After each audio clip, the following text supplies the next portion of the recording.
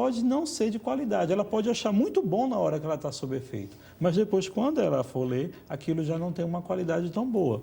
Então, isso é uma coisa que, vamos dizer assim, a maioria dos artistas, né, deixa de lado a droga, pode até usar a droga em outros momentos, mas na hora da produção não vai usar a droga. Por quê? Porque ali ele não está pleno. Você Entendeu? concorda com esse posicionamento, Neco? Eu sei de um caso ou outro, né? Chico Buarque parou de beber, porque ele disse que não estava dando conta de acordar cedo e tal, Então, continuar escrevendo. Precisou se afastar, não chegou a desenvolver alcoolismo, mas compôs alguns sambas até interessantes, né? Sob efeito. Exatamente. Então, são coisas que, na verdade, o que você vê? A intermediação da droga, ela é algo que pode gerar muitas coisas mais pobres do que ricas. Porque quando há a droga, há antes de tudo, uma sedação. Né? A pessoa fica sedada ali. A gente ouve pessoas dizerem também que tem profissionais que parecem viver em permanente estado, né, de envolvimento com a droga, né? E aí tem o exemplo de Jimi Hendrix, né, Janis Joplin, a gente teve o caso de Cássia Eller, e, no entanto, esses artistas acabaram produzindo também grandes obras. Né? Mas aí vamos pensar o seguinte, num contexto social em que tem uma estética envolvida, tá certo? Aí há uma produção que está sintonizada com o seu tempo.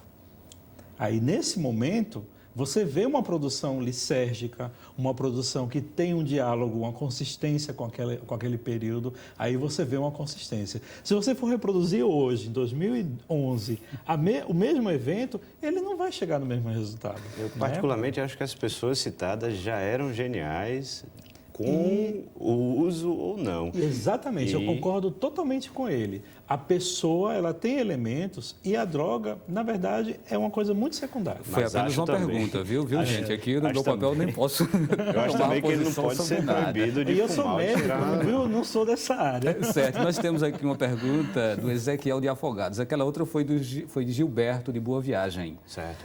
E agora é o Ezequiel de Afogados. Ele também para você, Neco. Com que idade você começou a usar maconha e você acharia normal que um filho seu usasse também? Eu não tenho filhos, crio uns gatos com minha namorada, mas quem disse que eu fumo maconha? Eu sou um ativista da causa da liberdade de expressão. Acho que quem for fumar tem que saber o que está fazendo, tem que, de preferência, evitar comprar em boca de fumo, plantar o que for consumir e pressionar a sociedade. A história brasileira é rica em exemplos assim. A gente não esperou a lei ficar pronta para liberar, por exemplo, o voto feminino ou a libertação dos escravos. A pressão popular foi pressionando o governo para que a mudança na lei acontecesse e a sociedade pudesse exercer o que já vem fazendo por aí. Vou te contar, viu? Tem muita gente que fuma maconha por aí. Se eu fumasse, eu não diria num programa ao vivo, né? Na TV. Rogério Vicels, de Brasília Teimosa. Ele fala, foi discutida a questão jurídica, social e de saúde, mas a questão inicial do consumo da maconha. A questão da maconha como planta do poder em rituais de transcendência. O consumo não ficou perigoso quando ficou ligado à escala industrial, ao narcotráfico.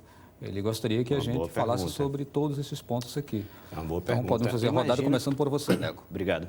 Imagina o nó na cabeça daquela tribo indígena ribeirinha que plantava macaxeira, cannabis e saía para pescar, sob efeito ou não da maconha, que usava quando o homem branco começa a chegar ali em Manaus, naquelas áreas que só era habitada por indígenas e percebe aquela planta ali, já sabe para que usa e faz uma troca com o cara, 1 quilo de carne em 2 quilos de maconha. E, de repente, em 1961, chega um fiscal da FUNAI e fala para ele, você não pode mais plantar essa planta.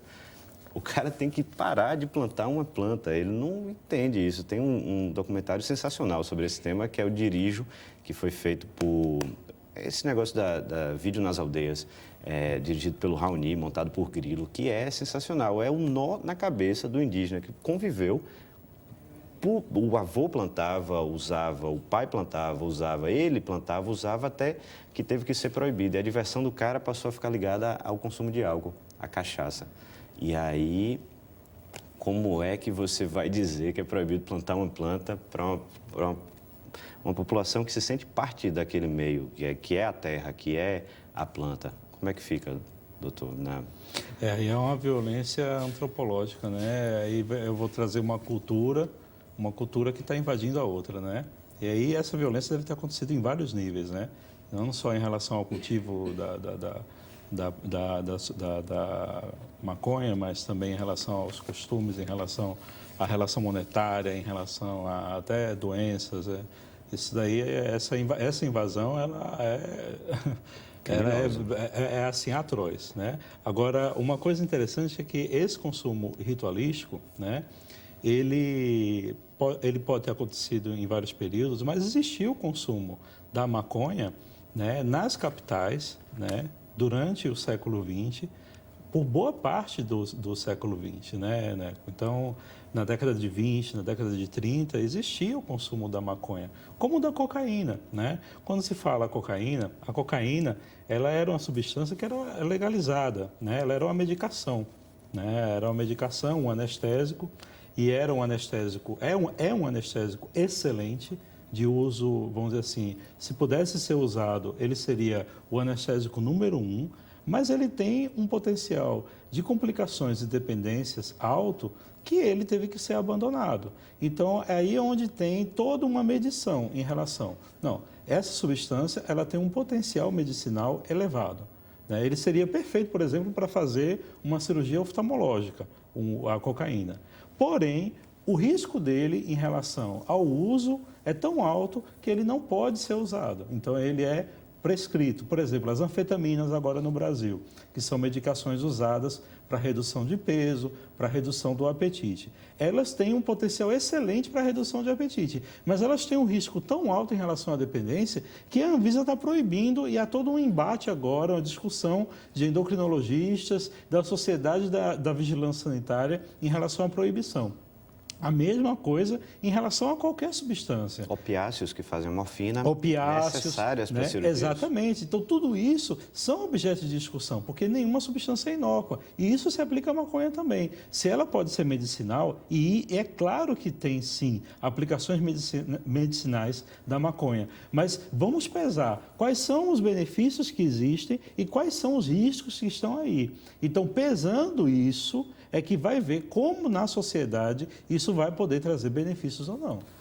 Doutor, nos centros de recuperação de pessoas dependentes de drogas, né, daqui de Pernambuco e mesmo em outros estados, qual é o peso, qual é um percentual de usuários da maconha dentro desses contextos? Muito reduzido, tá certo? Mas eu diria o seguinte, que o usuário de maconha, a indicação de internação, ela é muito rara, tá? A maioria deles, dos dependentes de maconha, se trata em consultório. Em consultório. Então, existe o dependente de maconha se tratando em consultório, porque de repente entra numa síndrome amotivacional, ou seja, não consegue ter memória, capacidade de estudar, não consegue ter concentração, produção cai. Então, ele precisa se tratar em relação a isso, certo? Consultório consegue resolver a maioria dos casos. Algumas vezes precisa, por uma questão social, de conflito familiar, precisa de um período de desintoxicação e proteção. Algumas indicações. Agora, se for perguntar para os que estão internados, em relação a todas as substâncias, a maioria deles consome também maconha. Entendeu? Os poliusuários também consomem maconha. Então, você vê que não é, vamos dizer assim, só maconha, só exclusivamente maconha. Não, é muito raro você ver uma pessoa internada usando só maconha. Mas quando pergunta sobre os outros que usam várias drogas, a maconha está incluída. Nós só temos agora 2 minutos para terminar o programa, e aí o Neco tem 1 minuto para fazer suas considerações finais, Neco. Certo. Gostaria de considerar, finalmente, que eu tenho um site, eu edito um site que chama filipetadamassa.blogspot.com, que está sempre atualizando questões, publicando pesquisas recém-lançadas, até algumas que ficam longe do grande público, que são publicadas só, me mandam. São pessoas que eu acabo conhecendo em seminários, falando desse assunto. E lá a pessoa pode se informar do que tem de novidade nessas pesquisas e nos avanços da lei, que ainda são poucos, mas acredito que o futuro é promissor e luminoso no Brasil. Acho que as esferas que regem o comportamento de sociedade estão entendendo que existe uma prática que é muito comum no Brasil, que é o consumo de cannabis, que precisa ser regulada, pensada e não pode ser obrigada a não existir, não pode ser, né, proibida. Doutor Marcelo Machado, qual a sua orientação, se é que podemos assim chamar, para o telespectador?